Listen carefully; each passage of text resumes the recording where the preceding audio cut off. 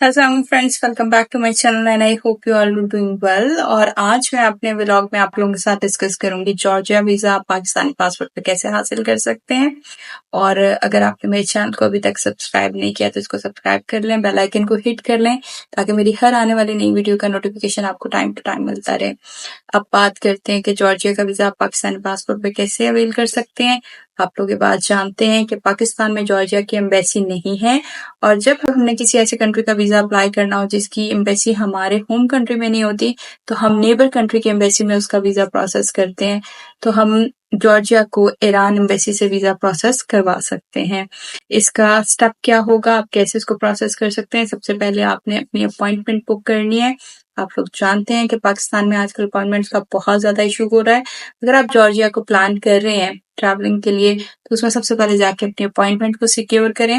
Appointment secure करने के बाद आपने ईरान का विजिट वीजा अप्लाई करना है और साथ में अपनी अपनी फाइल रेडी करनी है। जैसा कि आप लोगों को पता है कि बेसिक डॉक्यूमेंट जो है वो सबके लिए एक जैसे होते हैं, जिसमें आपका 8 मंथ वैलिड पासपोर्ट आता है, आईडी कार्ड आता है, आपकी पिक्चर आती है, आपका एफआरसी आता है, आपका एमआरसी आता है, आपका एनटीएन आता है और आपका टैक्स रिटर्न आता है। ये अगर आपने एम्प्लॉयमेंट पे भी अप्लाई करना हो या आपने बिजनेस पे अप्लाई करना हो, ये जो 6-7 डॉक्यूमेंट्स हैं ये एज इट इज ही रहते हैं, ये चेंज नहीं होते।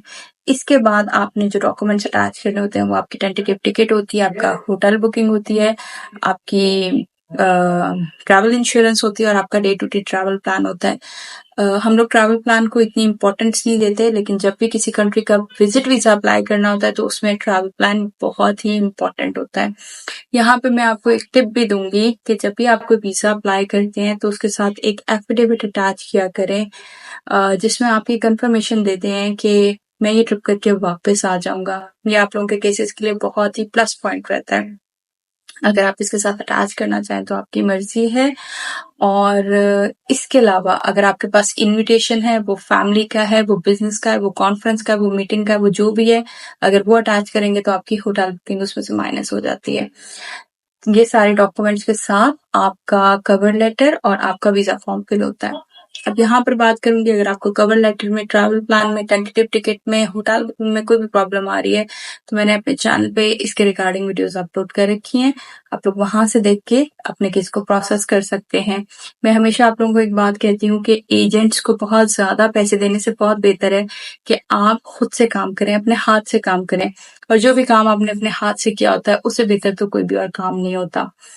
इसके बाद आपने अपनी फाइल प्रिपेयर कर ली, और जो आपकी बैंक स्टेटमेंट है वो आपको लास्ट 6 मंथ्स की चाहिए होती है। तो जब आपने ट्रैवल करना होता है उसे 1 दिन पहले निकाल लें, 2 दिन पहले निकाल लें, क्योंकि वो जो आप एक दफा निकालते हैं वो 7 डेज तक वैलिड होती है। तो आप इसकी फ्रेश सबमिशन करवा सकते हैं। लेकिन जैसे आप लोगों को पता है कि आजकल हमारे बैंक्स भी जो है वो बहुत अच्छी सर्विसेज दे रहे हैं, वो आपको स्टेटमेंट निकाल देते हैं। लेकिन ये डिपेंड कर रहा होता है, आपने अपनी एप्लीकेशन चेक करनी है, क्योंकि कुछ बैंक्स जो है वो 3 मंथ्स की स्टेटमेंट देते हैं, और अगर आपको वो 6 मंथ्स की स्टेटमेंट देते हैं फिर तो बहुत अच्छी बात है, आप बिल्कुल लास्ट मोमेंट पे निकाल के वहां से प्रिंट करके वहां सबमिशन करवा सकते हैं। इसके अलावा जब आप ईरान एम्बेसी जाते हैं तो वो आपसे एक शॉर्ट इंटरव्यू करते हैं, आपका पर्पस जानने की कोशिश करते हैं, देखते हैं कि आप फ्रीक्वेंट ट्रैवलर हैं या नहीं है। और उसके बाद वहां पर आपने $20 जो है वो फी पे करनी होती है, और वो डॉलर्स में लेते हैं, किसी और करेंसी में नहीं लेते। तो जाते हुए आपने सेपरेट $20 अपने साथ रख के लेके जाने हैं।